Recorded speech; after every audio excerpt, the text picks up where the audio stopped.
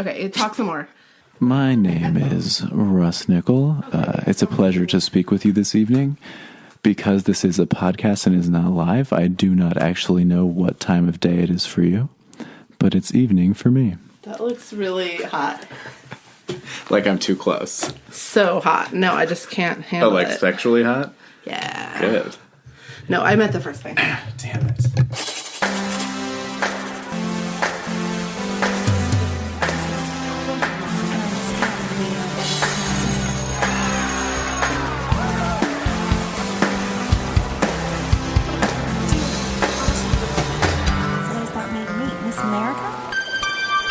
You ready? Yes. It's extra drama bonus episode for book number 8. Heartbreaker. We shared a very intense stare during that opening. I'm here with Russ Nickel. Thank you for joining me again. I'm still here from the last time. I did not join you again. I didn't even give you a bathroom break. Sorry. Well, it's like I'm Bill and you're Jessica and I'm your slave, so... Ooh. Yeah. Fun. I'm not wearing a necklace, but you can pull on my sweatshirt ties. Oh. I'll pull so hard that it comes right out the other end. I'm free! Yeah. That's my dirty talk. Do you like it? No. Your face right now. What? I don't even know what it means, but it sounds painful. That was the joke.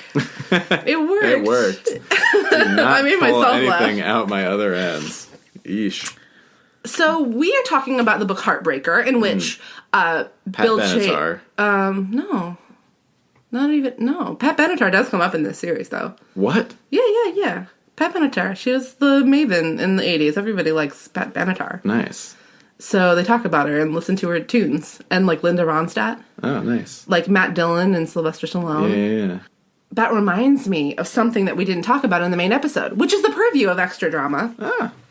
In this book, there is a lot of conversation about Hollywood, and Jessica has this fantasy of going to become a movie star. Mm-hmm. And this part I thought was really funny, where they're talking about a specific movie that was popular in the 80s and is still very popular. Lila is kind of pretending like she's as cool as Jessica, right? Mm-hmm. Like she's the one that's going to be chosen to go to Hollywood.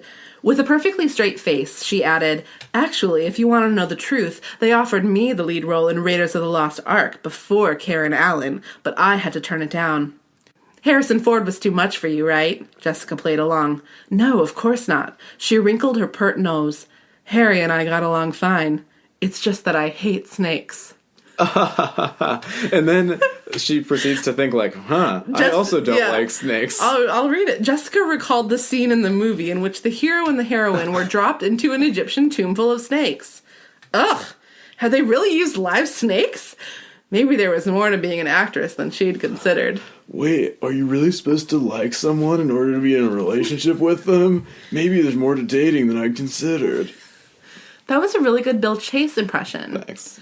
So, one of the reasons... It's funny, though, that you do such a good Bill Chase impression, because one of the reasons that I hooked you up with this book specifically, asked you to read this book, is because I know, as a young Californian youth in San Diego, you were like a long, blonde-haired beach boy. Totally, brah.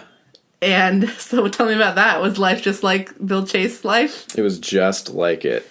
You would not believe the number of people I've cared about who've died, the number of my friends who've almost drowned that I've had to perform mouth-to-mouth on. Aww. None of this is true. But what about true things? True things? When he used terms about the ocean, I had never heard them before. And I literally went to look them up to be like, did this person make up a surf term?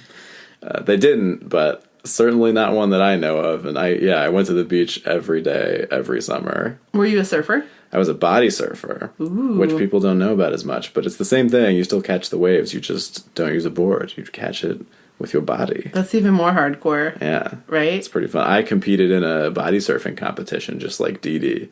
Did you win third place? I was top 10 in the world my age. Oh my goodness. Yeah. Celeb status. Body surfing. There were 8 of us. In the world? There were 8 of you in the top 10. I get it. Yeah. It was good. Well, good for you. I connected strongly to this book. Mm-hmm. What other ways? It's the pining, all the pining, the lack of communicating. Well, I thought it would be kind of funny to think if there was like a moral to this book. Because a lot of stuff happens. There's a lot of miscommunication. Yeah. Tell people how you feel. Yeah, I think that might be it.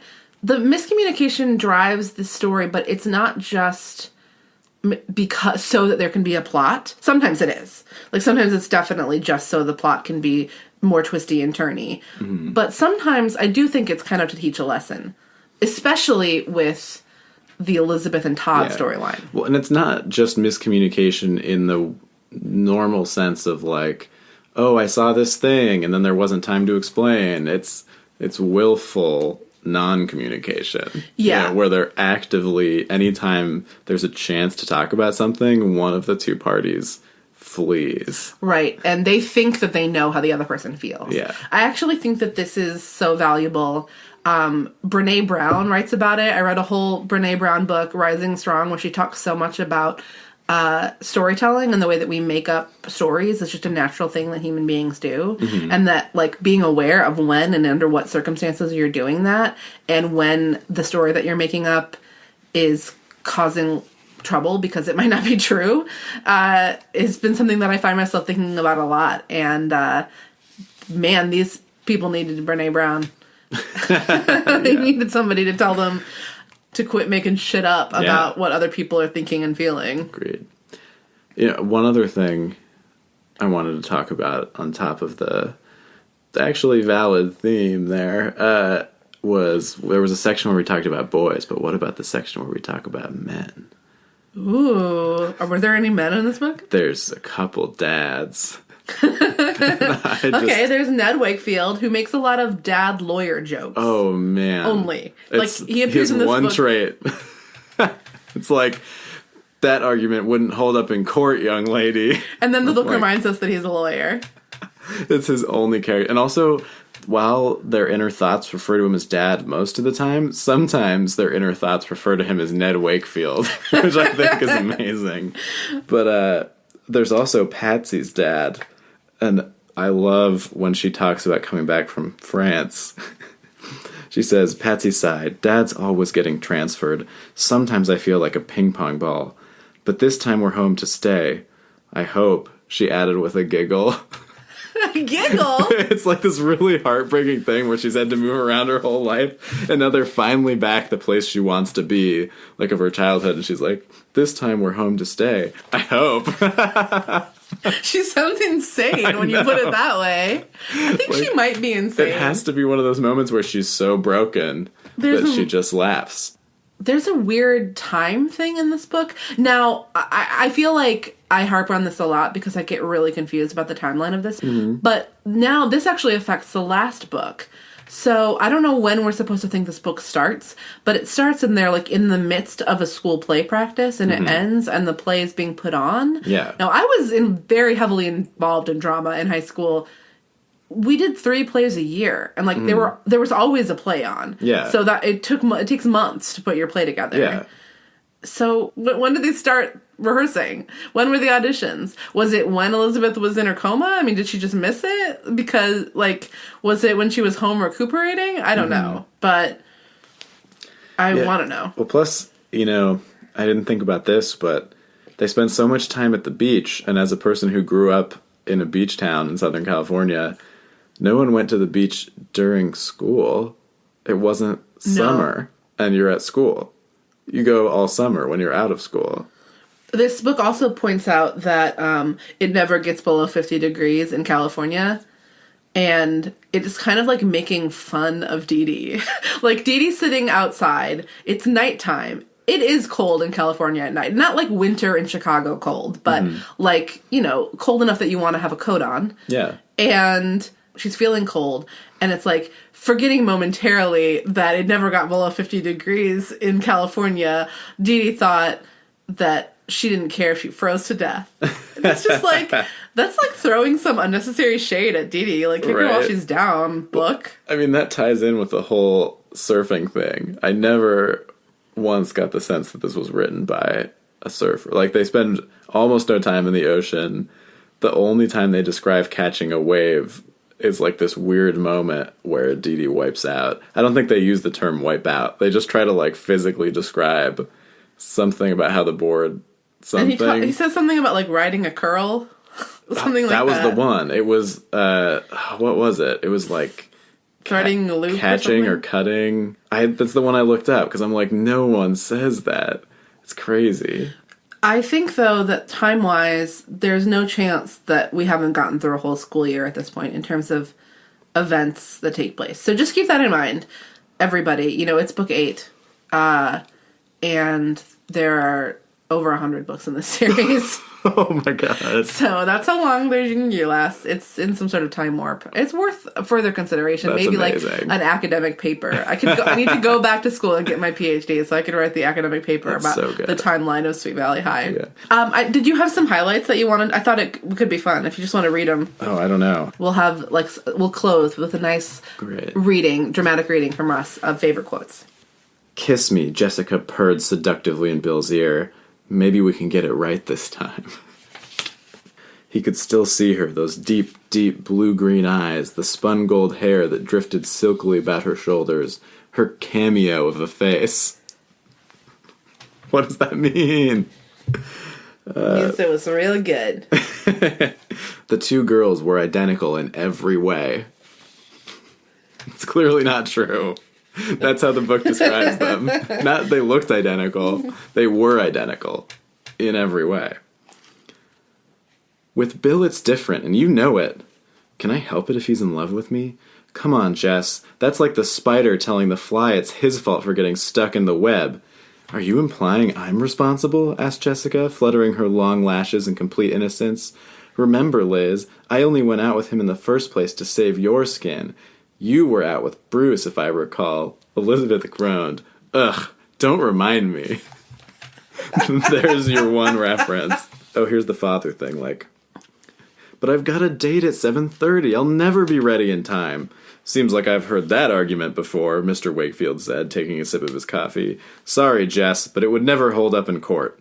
The twins' father could seldom resist bringing his lawyer's logic into play. That's not a joke. He's not dad joking. He's like, to me, he was being entirely serious, and that's why she can't go out at 7:30, because it wouldn't hold up in court. The backstory with Julianne, they find out that they're both surfers, and she, like, talks to him and is friendly. So from Julianne, once they found out that they both like surfing, I was afraid it would make you nervous, she replied, blushing. Besides, you're not exactly the talkative type. Not even her embarrassment could hide the teasing sparkle in her eyes. Now it was Bill's turn to blush. I guess I couldn't think of anything to talk about before. Well, we have something in common now, she said and smiled. We do? What? Bill stammered, so flustered he couldn't think straight. Surfing! They both laughed. After that, Bill found conversation easy. Aww. That's how you fall in love, kids. Note but then she dies in the car accident. That was kind in of a single your fault. sentence. Yeah. Jessica looking at Dee Dee and Bill and being angry. Still, Dee Dee wasn't half as pretty as she was. Why was Bill wasting his time? There's a line about Patsy when Jessica is consoling Elizabeth, and she says, I guess you're right, but honestly, Liz, there's no reason to go off the deep end about it. There are other things besides looks. Elizabeth groaned and rolled over onto her back. Right now, I can't think of any. Liz is afraid of sharks, Jessica teased, glancing quickly at Patsy. The double meaning was obvious. Lila didn't pick up on it, however. Really? I remember the first time I saw Jaws, I was even afraid to go swimming in our pool afterward. Kara laughed. That's because your pool is the size of the Pacific Ocean, she said, making reference to the conspicuousness of the Fowler's wealth. See, that's how you plant a character detail. Now you know that Lila's rich and her whole family is very wealthy. I just love the editorializing. Like, the double meaning was obvious. Making reference to, like, it's not good enough to ever just have the dialogue. Well, no, it's not. Hot tears flooded her eyes and scalded her cheeks. So, like, those are some hot-ass tears. Jesus Christ. Oh, and I already did the warm sensations. Those are all my readings. Thank They you. were beautiful. That was beautiful. Oh, wait. No, there's one more. What about Tom? Did you notice that he and Patsy have been dancing practically every dance together? She giggled. Maybe the punch was spiked with Elmer's glue. This has been Sweet Valley Podcast, the podcast, with your host, Marissa Flaxbart. Thanks. That was almost right. You can email us at www.sweetvalleypodcastthepodcast@gmail.com. Russ, thank you very much. I have a sound effect for you.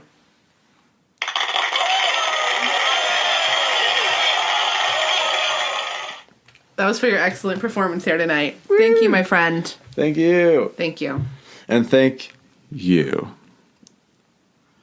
He was talking a little closer to the microphone as if to indicate the listeners of the show. I also thank you. Good night.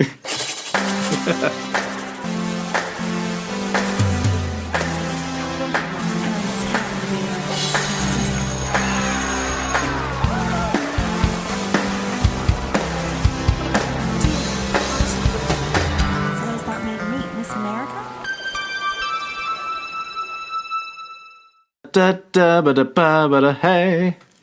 Well, that was pretty. Good singing.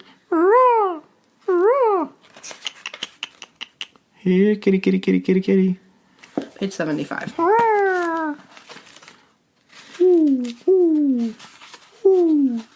Okay, that's enough.